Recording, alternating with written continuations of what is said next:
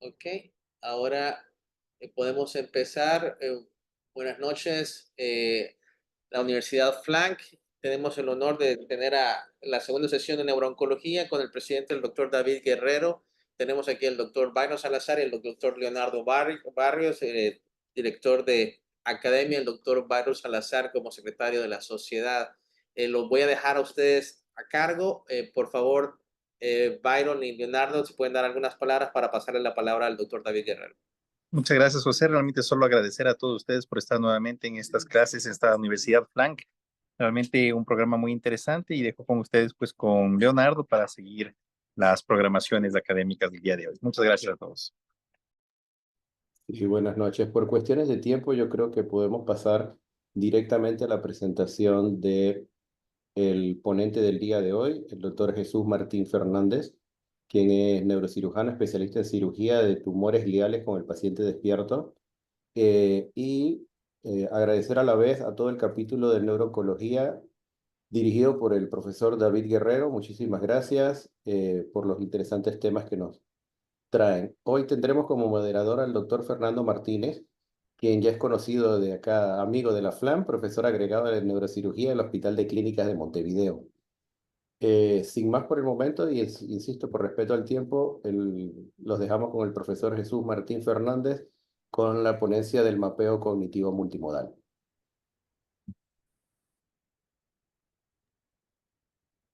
Muchas gracias, Leonardo, doctor Valerio y a todos los colegas y a Fernando, por supuesto, que siempre que necesito una mano está ahí y lo agradezco. Paso a compartir la presentación. ¿Pueden ver todos, no? Así es, sí, adelante. Ok. Bueno, voy a hablar del mapeo cognitivo multimodal, pero voy a aprovechar para hacer un poco de hincapié en por qué es importante el mapeo cognitivo y si realmente se trata de las cirugías para los gliomas del hemisferio derecho y desde una perspectiva de neurociencia computacional que está siendo uno de nuestros principales focos ahora en la cirugía despierta. Hay una frase de Kelso, que fue uno de los primeros que estudió la coordinación de redes a larga escala, en la que compara el cerebro con un ballet de Balanchine, donde las neuronas en tiempos cortos, en cortos periodos de tiempo, se agrupan, se desagrupan, se disuelven, se vuelven a formar en algo que puede parecer caótico, pero que parece desde la física de los sistemas dinámicos que está perfectamente orquestado para así dar lugar a la cognición humana. Entonces les contaré un poco esta visión, esta nueva visión del cerebro como un sistema complejo dinámico.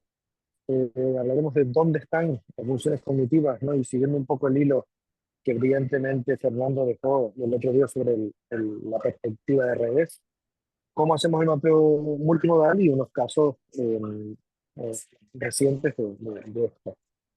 Entonces, de nuevo, sobre lo que contaba Fernando y que yo creo que ha sido el foco de estudio del profesor Bifo todo este tiempo y de todo su equipo, es que, bueno, de alguna forma seguimos viendo el cerebro como módulos anatómicos que cada uno hace una cosa, ¿no? Y aunque ya empezamos a entender que funciona en red, yo creo que en muchos casos, por supuesto, nosotros incluidos, tendemos a ese localizacionismo para indicar una cirugía o no, cuando detrás lo que empezamos a entender es que hay un sistema entramado de redes dinámicas, o sea, que van cambiando a lo largo de los segundos para adaptarnos al medio y que realmente es mucho más complejo de lo que pensábamos. Entonces, un poco más allá de decir, no, esto a veces lo pongo en todo tipo de conferencias, en una ilustración básica, pero ya no es que Norteamérica sea el lóbulo frontal, Sudamérica el lóbulo temporal, África el lóbulo de la ínsula y demás, sino que hay muchas redes, aquí simplemente las redes principales de la cognición, y que en cada persona los puntos críticos van a estar en diferentes regiones y que además se van enviando información entre ellas y dentro de cada una de ellas, ¿no? Entonces, un poco con esta perspectiva es por lo que consideramos que el mapeo cognitivo es un más de alguna forma y siempre que se pueda en la oncología. Entonces, una frase clave, y ahora les explico por qué creemos que es así, es que el mapeo cognitivo no es para el hemisferio derecho y ya está, ¿no? Lo que sabemos es que las funciones cognitivas son propiedades emergentes, estudiándolo como un sistema matemático, donde, o sea, no están per se las funciones cognitivas, sino que nacen de esa interconexión de redes que son bilaterales a larga escala a lo largo de todo el cerebro, y eso de nuevo que son dinámicas y que se envían información constantemente. Por lo tanto, no están prefijadas, son estados transitorios y no por su... ¿Sí? ¿Me escuchan? Sí, se escucha. Se escucha. Ah, ok. Y que no es sobre el lóbulo frontal. Entonces, entendido el cerebro como un sistema dinámico, así muy brevemente, para entender el framework sobre el que trabajamos, es que todos los sistemas dinámicos complejos de la naturaleza, ya sea la bandada de pájaros que vemos que forman figuras en el aire, o las luciérnagas que se sincronizan en el sudeste asiático, por ejemplo, y muchos otros sistemas dinámicos como lo que es la sociedad humana en red, pues son elementos individuales que no actúan individualmente, sino como en red. Esta interacción en red es interacciones no lineales que tienden todo el tiempo a organizarse, ¿no? A self-organizing, y que están operando en un régimen que desde la física hablamos de un régimen de criticalidad. Es decir, que no están ni en orden ni en caos, sino justo en el punto exacto para que de esa dinámica surja la cognición. Y solo así se puede entender cómo la cognición realmente es un comportamiento colectivo de todos los grupos neuronales y que no se puede explicar por una región concreta. Por ejemplo, el dorsolateral prefrontal córtex, per se, no podría explicar la cognición humana, ¿no? En resumen, elementos individuales dentro de una red con interacciones no lineales que calculamos matemáticamente mediante la ecuación de Kuramoto, el modelo de Kuramoto que trata las neuronas como osciladores en pareja, que tienen la organización y que están en el estado de criticalidad, siempre en un estado exacto entre el orden y el desorden, generando patrones mesoscópicos de activación y desactivación de unas áreas y otras. Y aunque puede parecer un poco alejado de la neurocirugía, de cómo lo afronto yo en una cirugía despierta, lo que está claro es que el cerebro no es estático, ¿no? Pero no es estático hasta un punto de que cuando procesamos la imagen en resting state y analizamos el vector electromagnético de cada una de las redes, que cada una se ve de un color, vemos cómo va cambiando de estado, van cambiando de posición y tienen esa flexibilidad que como seres humanos necesitamos en el nivel comportamental para enfrentar el día a día, en un mundo que está todo el tiempo cambiando, pero también a nivel neuronal. Entonces aquí vemos cómo estos son aproximadamente 50 milisegundos y vemos cómo el cerebro va cambiando de un estado a otro. Cada variación es un estado. Por lo tanto, a esto le llamamos ondas cerebrales metaestables. Ahora le explicaré por qué. Y sabemos ya que de este ritmo, digamos, de cambio de estados, eléctricamente hablando, es de donde surgen las funciones cognitivas. Entonces, neurociencia computacional pues trata el cerebro como un sistema complejo y tenemos que añadir al repertorio dos conceptos que son clave y que como neurocirujanos son nuevos, ¿no? Uno es la metaestabilidad, ¿no? Aquí vemos el cerebro de una persona donde en cualquier punto del espacio, perdón, en cualquier punto del tiempo, va a haber un 77% de probabilidad de que esté en este estado 1, donde hay unas áreas activadas y otras desactivadas. Y este es el atractor principal. Y luego, si nuestro cerebro está normal, digamos, va a poder transitar con una probabilidad del 8% al estado 2, del 8% al 3, un 26% de probabilidad de volver al estado 1, o sea que se va descentralizando y luego se vuelve a centralizar, ¿no? Este ritmo es el que sigue un cerebro normal. Entonces, la capacidad de cambiar constantemente de un estado a otro, es decir, de esa inestabilidad, es la metaestabilidad. Y la multiestabilidad es la capacidad de alcanzar una sincronía funcional en cada uno de estos diferentes estados. Y así es como lo empezamos a entender, ¿no? Que de este ritmo nace la cognición. Esto, de nuevo, hay que separar en el mapeo cognitivo lo que es la función sensorimotora local de una red a pequeña escala, aquí el sistema sensitivo, y luego por el otro lado las funciones cognitivas como el reconocimiento emocional, donde uno mapea no una región aislada, sino por ejemplo dentro de la red de mentalizing o dentro de la red por defecto. Entonces, aquí hay un punto determinado para decir, aquí está lo sensorial de la boca, pero aquí no hay un punto para decir, aquí está lo crítico de la cognición social, sino que hay varios puntos, incluso aquellos que no podemos mapear porque la anatomía no es suficiente, ¿no? Entonces, es necesario entender ese cambio de paradigma. Entonces, no es un mapeo de lenguaje, no es un mapeo motor, sino que necesita un paso más allá. De hecho, esto es emitido este paper hace muy poco. Si vemos hacemos una resonancia en un paciente que vamos a operar, ¿no? Y vemos, por ejemplo, la red por defecto. Va a haber siempre los hotspots de cíngulo posterior, precuneus, temporoparietal junction y ventromedial prefrontal cortex. Pero aunque esa red, que es una de las principales de la cognición, tiene ahí esos puntos calientes, cuando nosotros hacemos un mapeo, por ejemplo, de la cognición social, que depende de la red por defecto, entre otras, vamos a ver unos puntos muy concretos. No es todo el círculo, digamos, toda esa señal Ball, sino que es un punto concreto. Esto lo hemos escrito como la paradoja del neurocirujano de la no localidad. Funciones cognitivas no están fijas en un punto concreto, a diferencia de las funciones sensorimotoras. Así que, de nuevo, es una prioridad emergente dentro de un sistema complejo como el cerebro, y la solución para entender esto son la dinámica de redes. O sea, esta red con estos puntos más calientes se van enviando información entre ellos de forma dinámica, y en estos puntos, que es donde estimularíamos y generaríamos una alteración del comportamiento del paciente en cualquier tarea, por ejemplo, esto, cognición social, sabemos que ese punto es crítico en todo el castillo de naipes que es esta red, ¿no? Así que nuestro foco ha sido principalmente todo este tiempo las funciones cognitivas autores, ¿no? Como explicó Dufault y el profesor Herbet en el paper de hace 4 años, brillante, de cómo todo este framework. Entonces, de todas las funciones cognitivas, y aunque todas están relacionadas y hay que mapearlas o monitorizarlas todas, nos hemos centrado mucho en el complejo emocional y la cognición social, principalmente porque veíamos que en las series reportadas, solo el 7-8% de los papers nuestros como neurocirujanos habían investigado el problema, ¿no? Y decían que hasta el 40% en algunas series presentaban después de la cirugía, incluso despierta, un déficit en la cognición social para interactuar con nuestra familia, para volver al trabajo y todo lo demás. Entonces, 2017, es un antes y un después.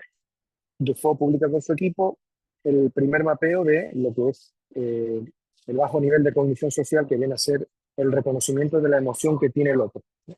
Y reducía significativamente estos impairments en los pacientes. Pero estudiando más y más, veíamos que la cognición social es algo muy complejo, ¿no? Que tiene muchas divisiones, pero es percibir la emoción del otro, sentirla en espejo y luego decidir cognitivamente, según el contexto, cómo actúo yo en mi día a día, ¿no?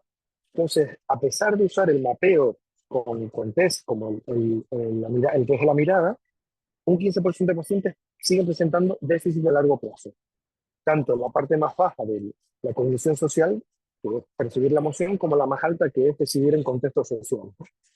Entonces, en esta pregunta nosotros indagamos e intentamos desarrollar más cosas. La complejidad, que la cognición social es una función que incluye, pues un poco como hablar del lenguaje, pero a la enésima potencia. Incluye la teoría de la mente, la empatía, el reconocimiento emocional, el lenguaje, el razonamiento moral, la regulación emocional, porque de eso depende, de cómo estoy yo, depende de cómo voy a ver la emoción del otro. Entonces, no podemos mapear la cognición social.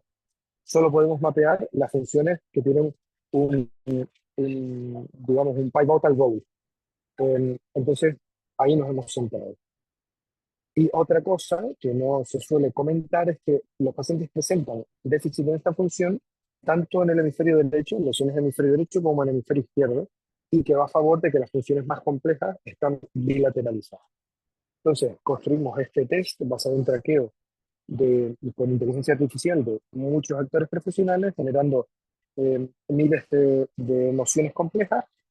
Son clips de 4 segundos aproximadamente, donde tiene que seleccionar el paciente una de ellas durante la estimulación corticoaxonal.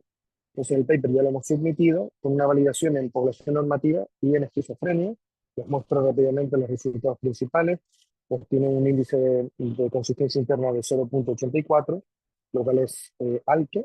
La fiabilidad retest de 0.73, que es más que consistente. y una validación convergente, que es compararlo con otros test previamente validados, y vemos que mide no solo el bajo nivel de mentalizing, sino el alto nivel de mentalizing. Y esto es lo que hemos submitido y ahora estamos terminando nuestra serie de 40 casos para publicar los resultados comparando con otros grupos de pacientes a los que no se les ha hecho el test. Y el mapeo cognitivo lo resumo en 3 fases y pasamos a algunos casos. Es verdad que así, aquí en este paper hicimos mucho hincapié porque nos parecía que el músico es como la parte más compleja o la, digamos, la distribución de las funciones cognitivas es lo más complejo que nos podemos encontrar. Y demostramos que haciendo una recepción basada en esta filosofía, no necesitamos que el paciente toque dentro de la cirugía porque lo que vamos a ver, lo que queremos ver es dónde están los puntos críticos de las diferentes redes que preservadas van a dar lugar a la cognición musical, si se quiere, de una forma natural. No necesitamos poner el foco en tocar el saxo porque no vamos a saber si para de tocar qué está pasando exactamente. Aparte del problema que puede ser pues, que alguien cante y tenga un swelling o tocando un instrumento de viento y demás, ¿no?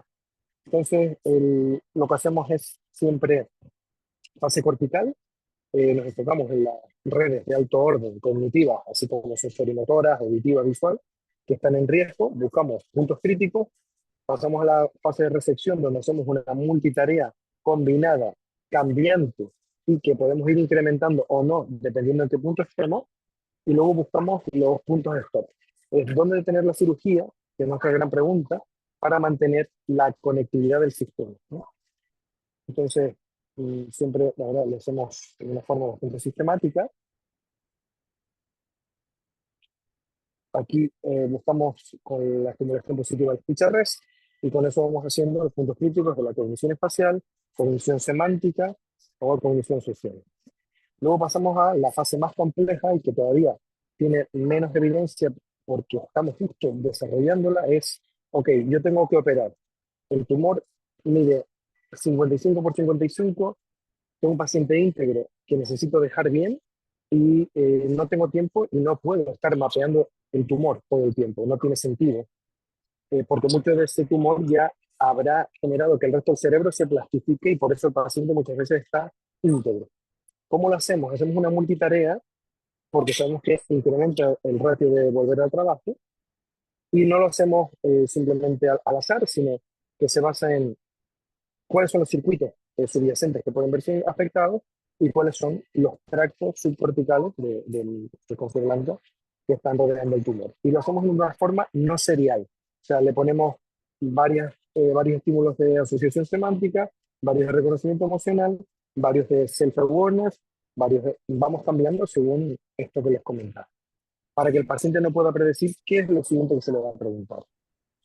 Y esta es la única manera de tener información online de cómo está cambiando la dinámica de las redes a medida que voy quitando cerebro.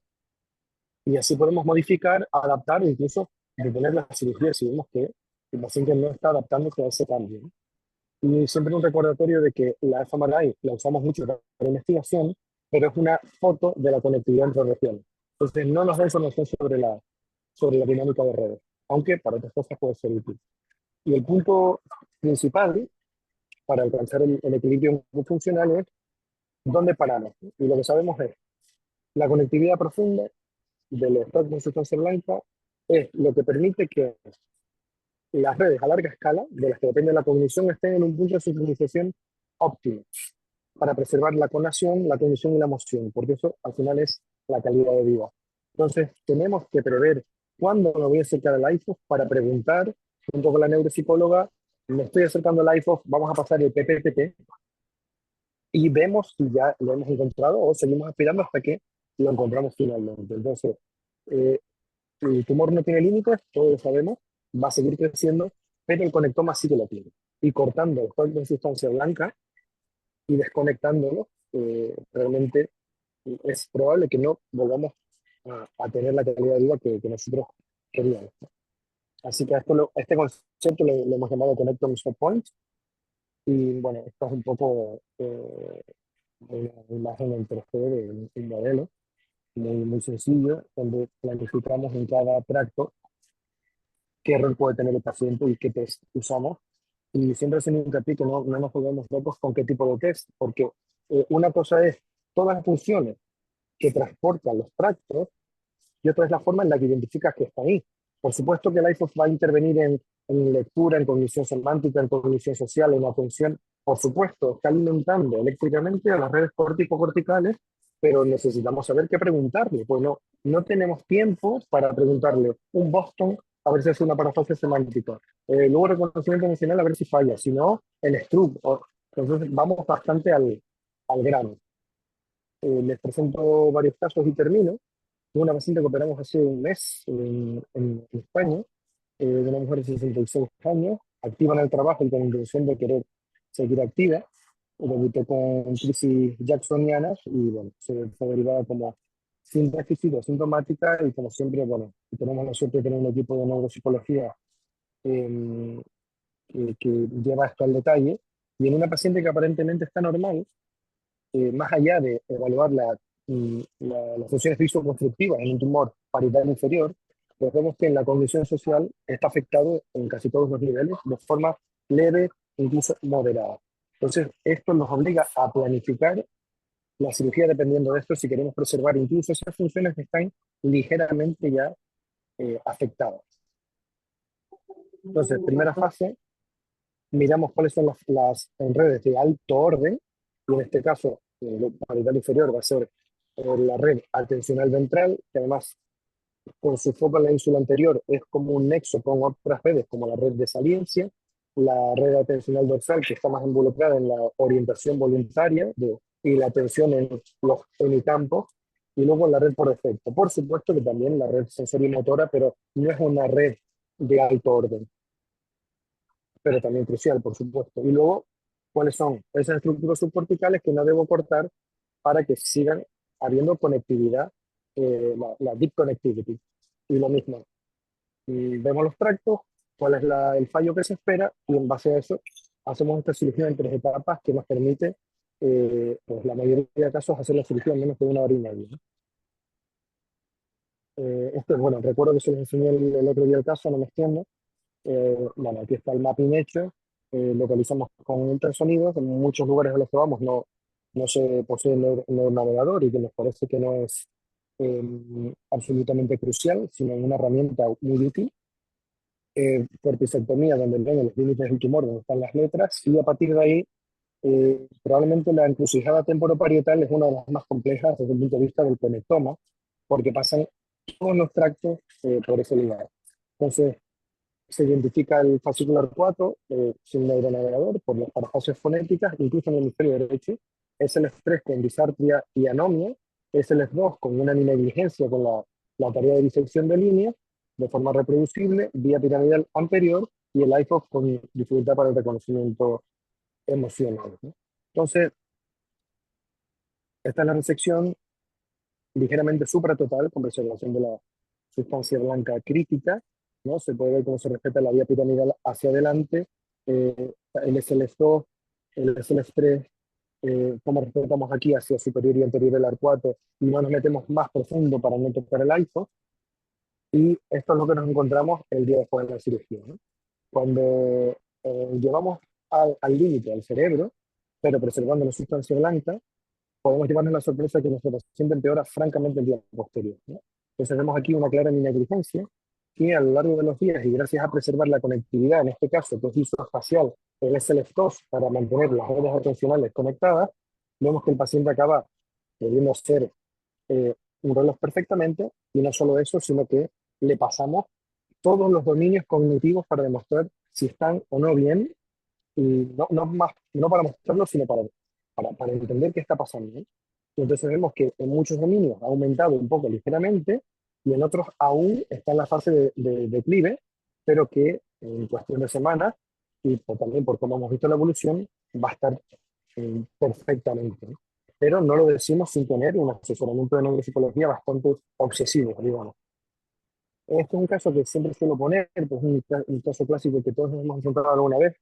Mujer 45 años, peluquera, mamá, que debuta con crisis, que quiere seguir trabajando y que es uno de estos pacientes, bueno, con un problema en casa, familiar, con un niño que necesita cuidar y que pide específicamente eso, y lejos de poder asegurarle algo que no depende de nosotros al 100%, porque el cerebro es indomable en Montpellier, en España, en Uruguay y en todos sitios, pues le pasamos todos ustedes, vemos que la paciente ha hecho plasticidad porque todas las funciones están conservadas, lo cual no siempre es así, incluso los de bajo grado, y bueno, hacemos la cirugía, ¿no?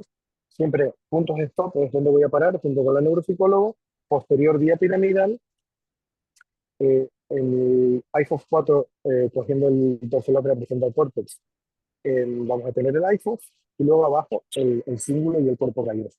Hacemos mapeo cortical, pues motor en azul, sensitivo amarillo, speech arrest en ventropremoral cortex, ya por eso decimos esto que creo que me exige con el respeto, ¿no? De que la fonética articulatoria del lenguaje es bilateral. Cognición semántica, cognición social, y nos metemos corticectomía y vamos hasta la profundidad. Dejamos lateral al iFox 4 y 5 cogiendo dorsolateral prefrontal córtex, y cuando llegamos a abajo al cíngulo empezamos con tareas de reconocimiento emocional y aspirar tumor. Se llega a un punto que el cíngulo no me deja avanzar ni adelante ni atrás porque falla constantemente ya tareas de reconocimiento emocional, y llego a una fina capa del cuerpo calloso que no puedo resecar porque es imposible el movimiento coordinado bilateral. Y en el punto 1, esta estructura frontomesial generaba pérdida constante del self-awareness de la paciente, así que decidimos que ya era suficiente y ahí detuvimos la cirugía. La resección no es total, aquí no se ve porque no está tan medial como pretendía ponerlo, pero el cuerpo calloso queda infiltrado. No pude quitar el cuerpo calloso, pero sí el cíngulo probablemente plastificado. Entonces, una cirugía del 90%, donde hacemos, bueno, una cirugía a la carta dentro de lo que podemos hacer. Es importante que, aunque ahora les enseño cómo está la paciente ahora, el hecho de hacer push hacia posterior, hacia área motora y áreas motoras negativas, y probablemente este sí, la paciente está 2 semanas con una hemiparesia que acaba recuperando porque no se cortan regiones críticas corticales ni subcortical la vía piramidal, pero el hecho de hacer push hacia posterior porque no sabía que me iba a encontrar en el cíngulo, y sobre todo teniendo en cuenta los requerimientos de la paciente, pues esto fue el resultado. A día de hoy ha vuelto a su vida normal, profesional y social, y aquí pueden ver, digamos, el reconocimiento emocional a los 6 meses, hablo seriado, pero a los 6 meses incluso mejora, la memoria mejora muy ligeramente, tanto la simple como la compleja, la asociación semántica cuando se respeta al iPhone es muy típico por estrategias de aprendizaje que los pacientes hacen de tantos test, sube a veces artificialmente la asociación semántica y el resto de dominios, ¿no? Que muchas veces mejora. Bueno, ahora un penúltimo caso, es un caso frontotemporoinsular que tenemos aquí en Brasil hace unos meses, 45 años, lesión incidental 3 años atrás, no crisis y asintomática, ¿no? No déficit hasta que valoramos, digamos que tiene un declive ligero en la asociación semántica, probablemente por infiltración del iPhone, y un declive ligero en la memoria y en el nivel bajo de empatía. Con eso preparamos la cirugía, sabiendo que no vamos a poder resecar el total. Sabemos que esta banda de iPhone, en el iPhone 2, no podemos quitarla. También sabemos que no vamos a poder quitar parte del fascículo usinado, y tampoco nos podemos ir a posterior hacia el fascicular 4. Y teniendo todo esto en mente, hacemos la cirugía. Entonces, de nuevo, los puntos de stop, tal como los hemos publicado, pues en mente, yo sé que vamos a tener posterior y superior arcuato, inferomedial iPhone y más inferior el fascículo encimado. Y para cada uno vemos cuál es la respuesta que esperamos. Esto es el mapeo cortical, no voy a entrar porque es un poco lo mismo. Esto es hemisferio derecho, totalmente lateral, frontal, valle, temporal, transición temporoparietal, cognición social, cognición semántica, y un punto donde la paciente perdía constantemente el self-monitoring, no se daba cuenta de lo que le estaba pasando, ¿eh? De forma reproducible. Esta es la resección, aquí se puede ver la fosa temporal, y aquí en la parte anterior de la cavidad se ve el iPhOF llegando al giro frontal medio y más abajo el fascículo insinuado. iPhone con parafasias semánticas y el Lucidado con problemas de reconocimiento emocional y el self-awareness. Y luego la parte más medial del temporal stem para tratar de respetar eh, anterior al estrato. Esta es la recepción y como podemos ver lo que les comentaba, ese iPhone no puedo quitarlo si quiero preservar la calidad de vida, pero de resto se puede hacer una recepción bastante amplia de aproximadamente un 88% según la volumetría. Estas son las funciones a lo largo de estos meses que lo hemos visto, hasta 3 meses, y pueden ver siempre en rojo es al mes y el azul es a los 3 meses, ¿no? Entonces muchos se ven que recuperan el nivel, otros incluso generalmente mejoran, ¿no? Y esta es la forma que tenemos de decir, sí, no es que el paciente vuelva al trabajo, es que realmente la evaluación cognitiva compleja y extensa, que para nosotros como neurocirujanos que nos gusta operar, se nos puede hacer incluso tedioso, eh, aquí se puede ver que sí tiene sentido que el paciente vuelva a la vida normal. Creo que este es el último caso, eh, fronto insular predominantemente, y se mete también hacia el lóbulo temporal, 25 años, científico, originalmente enfermero, con crisis hacia 2 años y mal controladas. Nos derivan como sin déficit, pero de nuevo el asesor neuropsicológico no es un lujo y tenía moderada alteración en la cognición social y en el acceso al léxico y también a la fluencia semántica, así como a la asociación. Así que, de nuevo, basado en eso, planeamos remapping. Vemos escucha res en ventral premotor córtex, esto es izquierdo lateral, 2 zonas para el acceso al léxico en portugués, área motora negativa, sensorial de boca, motor de boca, cognición semántica en parieto temporal junction y 2 puntos para la cognición semántica, y aquí se ve la parte más frontal del tumor. Así que entramos por área de Broca, removemos casi toda lo que es pars opercularis y triangularis del giro frontal inferior. eh, y bueno, el primero póstero superior nos encontramos el fascículo 4 alcanzando el ventral premotor córtex, y luego el IFOF 4 llegando al giro frontal medio. Y esos son nuestros límites para conseguir una resección prácticamente completa. Y digo prácticamente porque basado en los puntos de stop, pues aquí queda siempre el IFOF, cuando sale del track de la fase 2 para acercarse lateral al caudal, de nuevo el IFOF 2, un sinado, parte más baja de la fascículo 4 con las output fibers con el SL3, el IFOF otra vez, y aquí el IFOF hacia el giro frontal medio, ¿no? Y de nuevo el paciente vuelve a su vida normal y profesional, perdón, normal, profesional y social, y de nuevo me parece importante que cuando decimos, ¿no?, que el paciente vuelva a una vida normal, creo que es importante que hagamos hincapié en tener un equipo multidisciplinar que nos valore todos estos elementos para ver realmente cómo está numéricamente nuestro paciente, más allá de moverse, hablar y comer, ¿no? Entonces, eso me parece importante.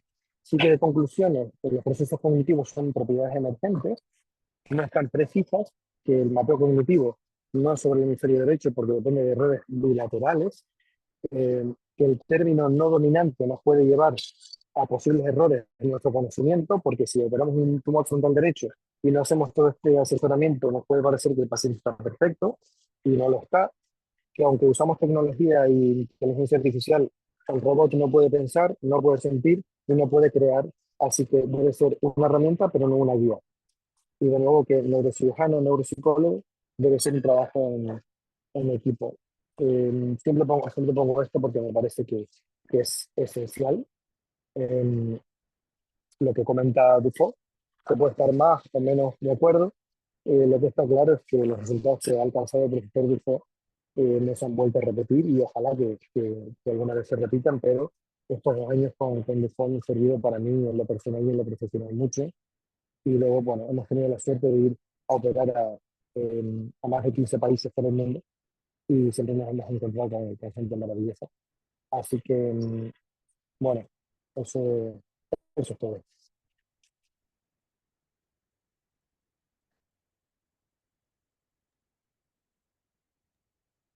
Muchas gracias, profesor Martín. Excelente ponencia. Vamos a dejar para preguntas. A ver. La preparación, yo preguntaría en primera instancia sobre todo el equipo que lo rodea, la preparación de parte de los neurofisiólogos, los neuropsicólogos. Es un equipo muy, muy compacto, ¿no? Por este mapeo, ¿no?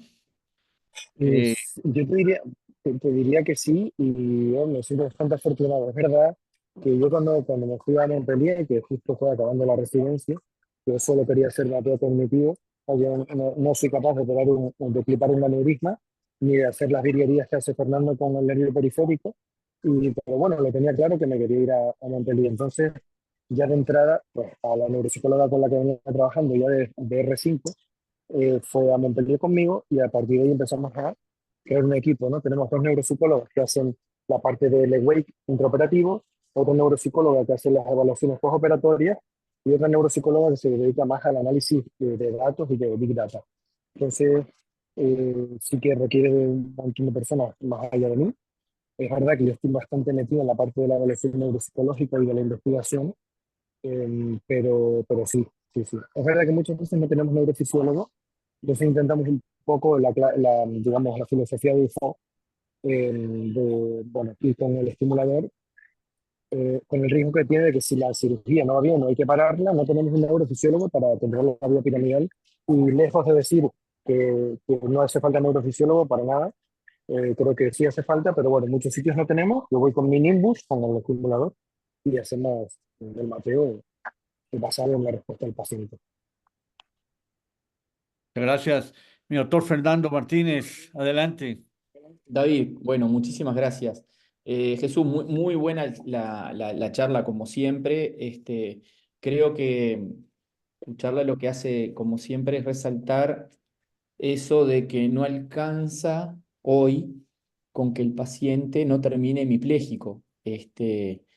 Hay otros muchos aspectos de la vida cotidiana que son importantes y que es necesario reconocer y preservar. Por eso todo esto del estudio de la cognición social y el monitoreo de la cognición social del lado derecho es súper importante y nos abre otras puertas para tratar de que el paciente conserve una vida completa, ¿no?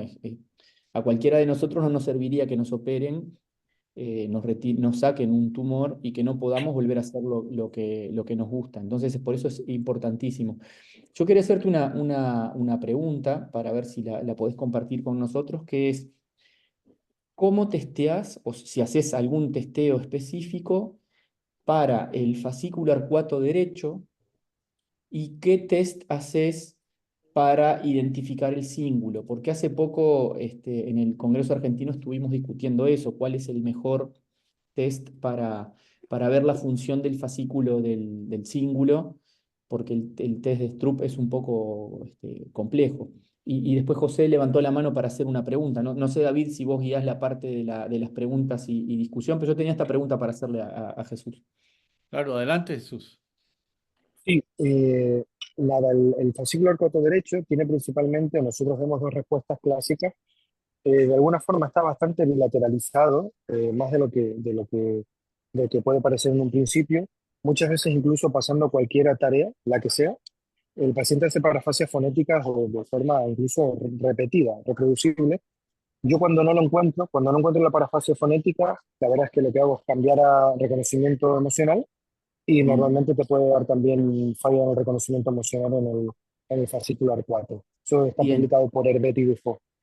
Y para el cíngulo, hay dos tareas posibles. El Stroop no lo recomiendo porque en ese punto ya sabemos todos que el paciente está muy agotado y no va a hacer el test de Stroop y vamos a quedarnos cortos. Eh, lo que sí usamos, hay dos opciones.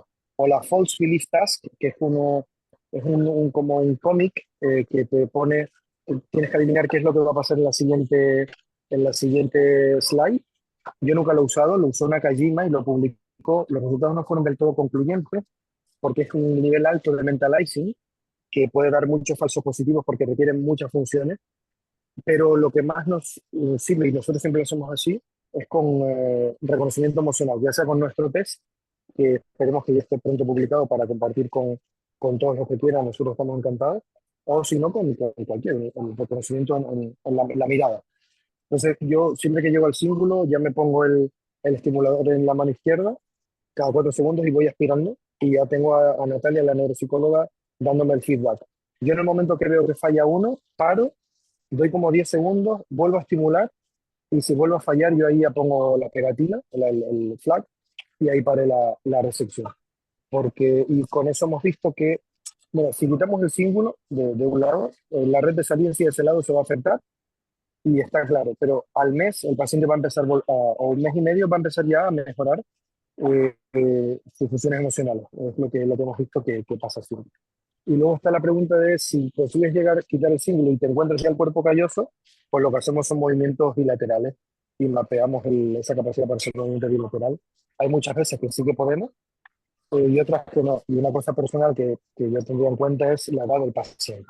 Si el paciente tiene más de 55 años o 50, quitar el fascículo cingulado y cuerpo calloso te va a requerir una rehabilitación muy, muy intensa que hay que acordar con el paciente porque puede ser muy complejo. En gente joven, más bien el déficit suele ser cognitivo y luego transitorio y se recupera.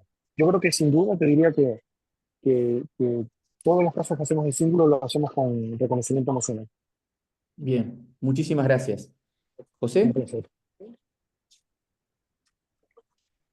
Bueno, muchísimas gracias por la presentación, Jesús. Yo tengo dos preguntas.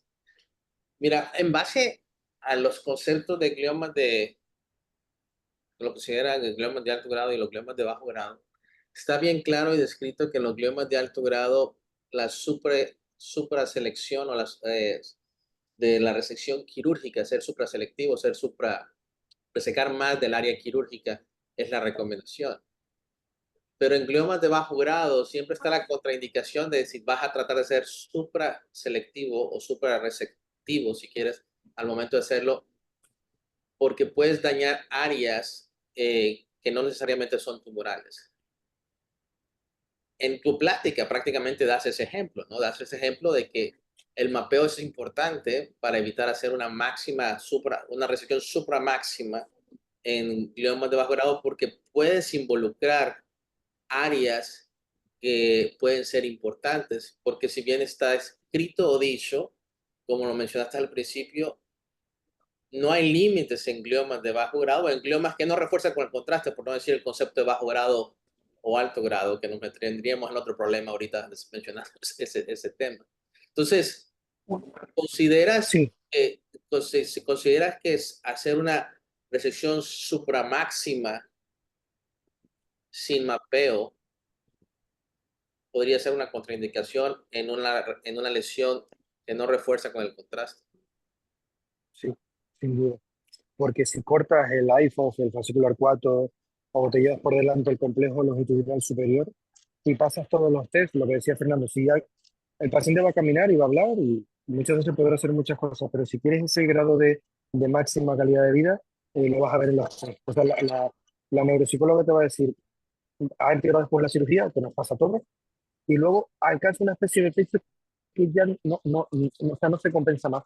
Entonces, yo los casos que pongo son los casos en los que no hemos hecho una resección supramáxima para hablar de la importancia de preservar los tractos profundos. O sea, yo puedo tener un tumor muy, muy frontal y voy a hacer una resección supramáxima porque voy a llegar hasta, bueno, que es izquierdo, pues, hasta el FAT, hasta el SLS2 y hasta el IFOS. Y ahí me quedo. Pero no, o sea, realmente lo de supramáxima es más allá de lo que captan en FLAIR, pero sin llevarte los tractos profundos. A eso nos referimos.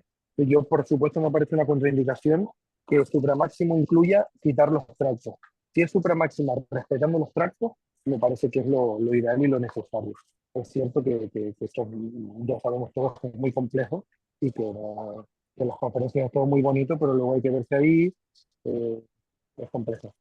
Y la segunda pregunta es que en varios de los estudios, trabajos de doctor Dufault, él mostraba que cuando el tumor tocaba la corteza cerebral, existía un fenómeno de plasticidad, principalmente en el área motora, donde el cerebro contralateral lograba sustituir esa área comprometida del tumor. Cuando el tumor no tocaba la corteza cerebral, no existía ese fenómeno de plasticidad. Entonces tú podías determinar preoperatoriamente qué pacientes tienen una mayor facilidad de recuperación. Esto puede suceder Sí. igual en los pacientes en las áreas cognitivas en el cerebro del lado derecho. Sí, sí, sí, de hecho es así. Bueno, el otro día lo hablaba Fernando, que estamos viendo cada vez más la capacidad compensatoria bilateral del cerebro. Es una cosa que desde la computación, desde los números, es una cosa fascinante, pero sí es cierto, sí. Si tú tienes una lesión puramente córtico-subcortical, pero que no llegue a infiltrar white matter, o sea, deep white matter, realmente, tú puedes prever que el paciente se va a recuperar mejor que si está infiltrando la sustancia blanca profunda, porque ya probablemente ya tenga déficit el paciente, ¿no? Independientemente de que sea motor o cognitivo, ya va a tener déficit. Pero sí, si como en la sustancia blanca creemos a día de hoy que no tiene plasticidad, todo lo que sea, solo que esté infiltrado o que lo cortemos durante la resección, va a ser una peor recuperación y no va a volver a la calidad de vida. Así que sí, sí, totalmente. Y eso se ve, se ve claramente. Ok, muchas gracias. No, un placer, Eric. Muy bien, hay preguntas Bien. en el chat. Acá Jorge Mario Fernández está preguntando, ¿con el uso de esta monitorización se podrían realizar resecciones de mayor tamaño aún en la corteza prefrontal, evitando la pérdida de funciones ejecutivas? Sí, mira, nosotros intentamos ya no hablar de corteza prefrontal, porque hemos visto que realmente, como todo en la cognición funciona a larga escala. Por ejemplo, en vez de pensar en corteza prefrontal, pensamos en la red frontoparietal, ¿no? O ejecutiva central. Entonces, pero sí, por supuesto, yo creo que está claro que, sobre todo hablas de corteza, la cirugía despierta te permite ir más allá y además respetar. Por eso insistimos en el término de Connectome Stop Points, que es dónde parar para preservar calidad de vida en los tractos de sustancia blanca. Entonces, sí, yo creo que sin duda se pueden conseguir resecciones mayores. Luego, no sé si quieres que lea, ya que estoy aquí, de Leonardo, ¿no? Que creo que preguntó, eh, no puedo ver la pregunta, a ver, Sí, no sé si me la puedes Leonardo, leer. Leonardo nos comenta, cuando hay resecciones amplias neocorticales temporales derechas, reconocen cambios depresivos en los primeros meses postoperatorio con esta monitorización.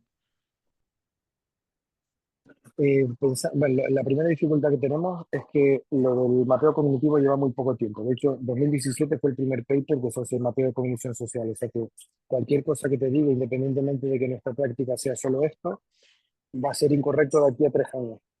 Eh, en principio no. Lo que sí vemos en las reflexiones muy amplias, derechas o izquierdas, es verdad que derechas llama más la atención porque no hay tanta involucración del lenguaje, ¿no? Es que los días después de la cirugía, o cuando resecas un cíngulo, el paciente está apático, abúlico, anedónico, con poca tendencia a interactuar, pero que con el paso del tiempo, igual que lo demás, se acaba recuperando.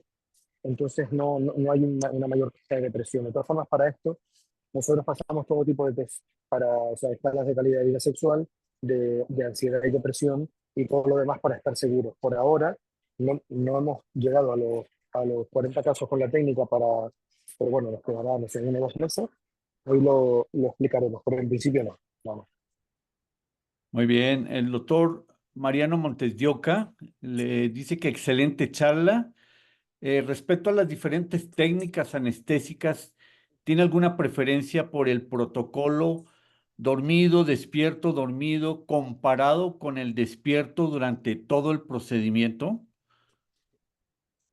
Mira, realmente no. Yo lo que hacemos, como vamos normalmente a otros sitios que no son el nuestro, nos adaptamos al anestesista que esté en el equipo del hospital que nos invita. Yo creo que es la decisión más inteligente en todos los sentidos.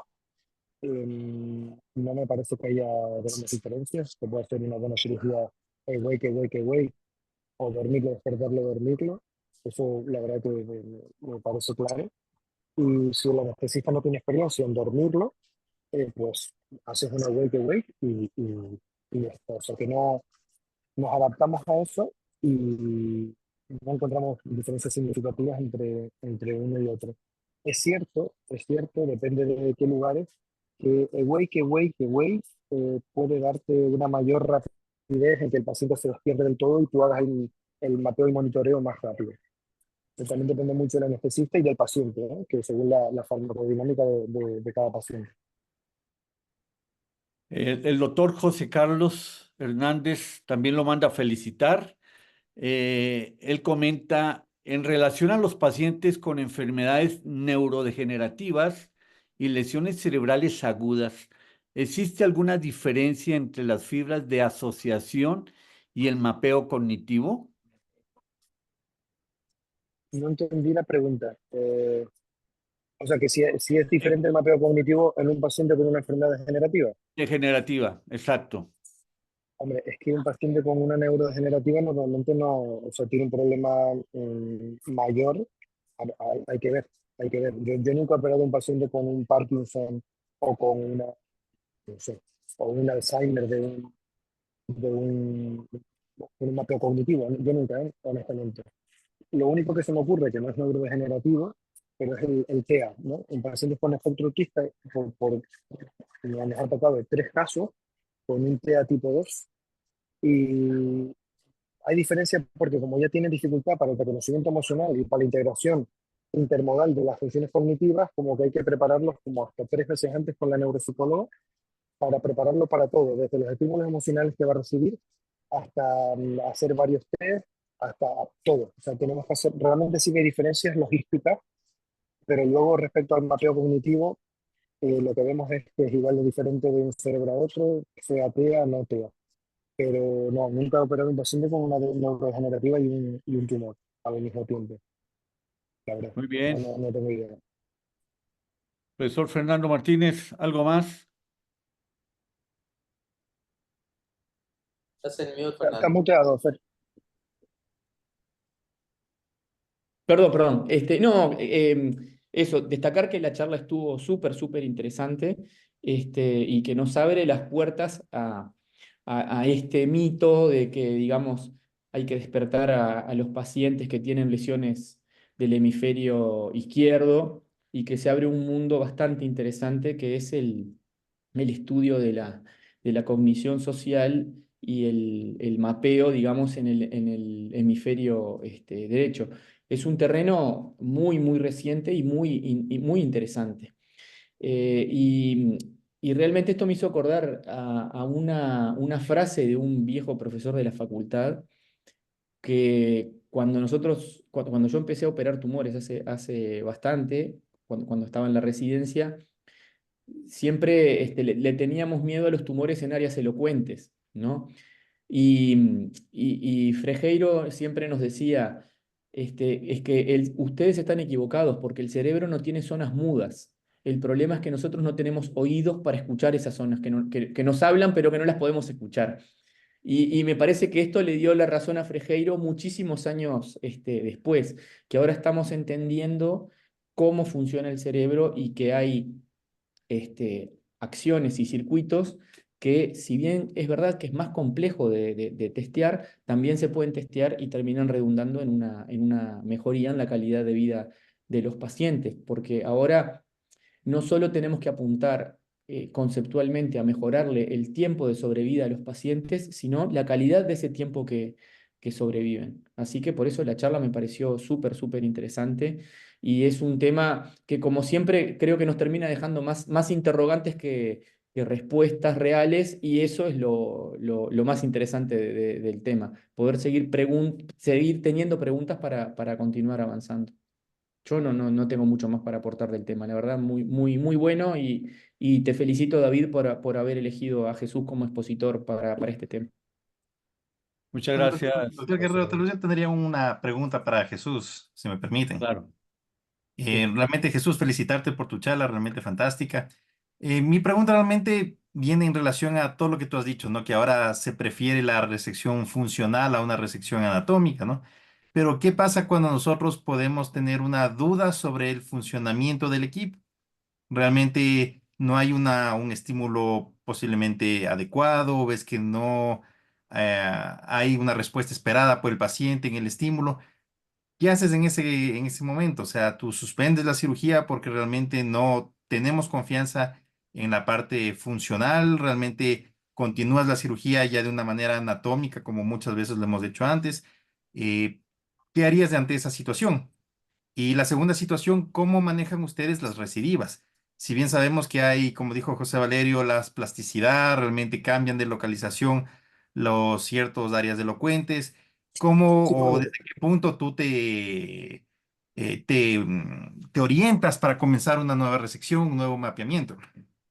Sí, respecto a la última, la recidiva, yo te recomiendo un paper reciente de hace 3 meses de Dufault en cáncer, tiene una forma muy clara, a partir de 10 cc eh, es crucial tenerlo en cuenta, sobre todo para evitar que el tumor llegue a infiltrar tractos profundos. O sea, siempre la intención es ir corriendo detrás del tumor antes de que infiltre tractos profundos, porque ya sabemos que no vamos a poder resecarlo del todo.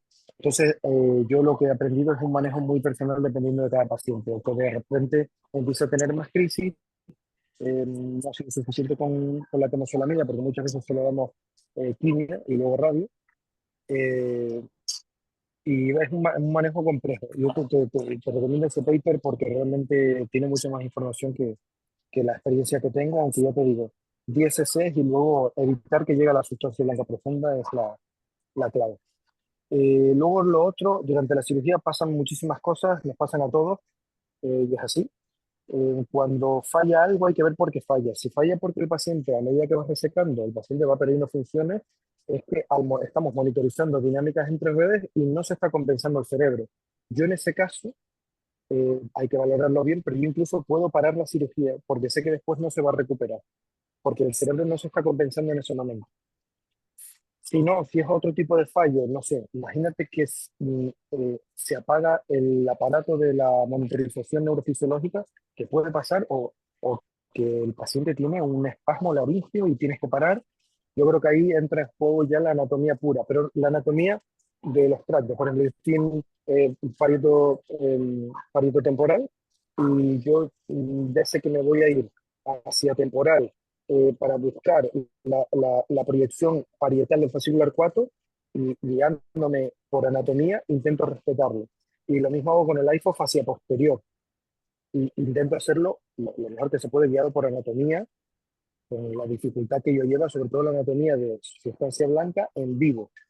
Pero bueno, ahí ultrasounds, conocimiento de la anatomía de la sustancia blanca es absolutamente fundamental y sobre todo la flexibilidad como neurocirujanos para entender que puede haber casos de Wade que por mucha experiencia que tengas pueden pasar un montón de cosas y yo creo que después de eso también aprendemos. Pero si es durante la cirugía, en una fase muy inicial y el paciente ya está mal y no compensa, yo me plantearía el detener la cirugía. Muy bien, gracias. Creo que ya le andan diciendo que van a cerrar la cafetería, Sí, mi sí, doctor sí. Jesús Ya han Martín apagado. Fernández.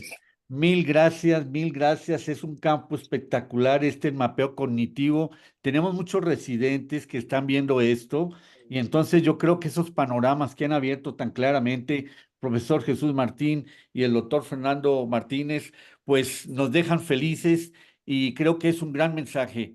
Muchas gracias a todos y evidentemente, pues seguramente no es la última vez. Vamos a seguir acá en comunicación y agradecer ampliamente pues al profesor Valerio, al profesor Byron y obviamente a todos por acompañarnos. Insisto, excelente plática, doctor Jesús Martín. Y antes de que lo corran de ahí, pues muchas gracias, doctor Byron. Le dejo el micrófono.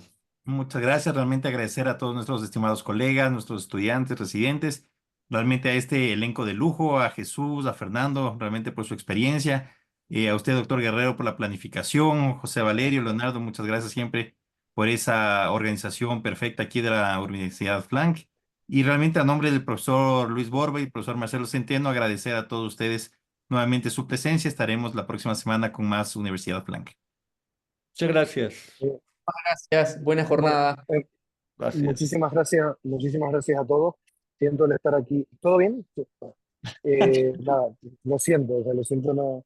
Nada, que muchas gracias por contar conmigo. Gracias a Fernando de nuevo. Enhorabuena por todo el trabajo que están haciendo con los jóvenes neurocirujanos y toda esta divulgación y el ánimo de la Flan que quiere mejorar. Y bueno, yo aquí estaré para lo que necesiten, así que un auténtico placer compartir con ustedes. Muchas gracias. Muchas gracias. Muchas Oh, gracias. Gracias, buenas Cuídense. noches. Hasta Gracias. luego con Que vaya todos. bien. Gracias. Recuérdense que está en la Ya. página web la grabación de la presentación para todos los que quieran volver a oír al doctor Jesús Martín antes de que lo sacaran de la cafetería. Por favor, vean, Gracias. Me voy corriendo. la Me voy presentación. corriendo. Gracias. Bye. Buenas noches. Hasta luego con todos.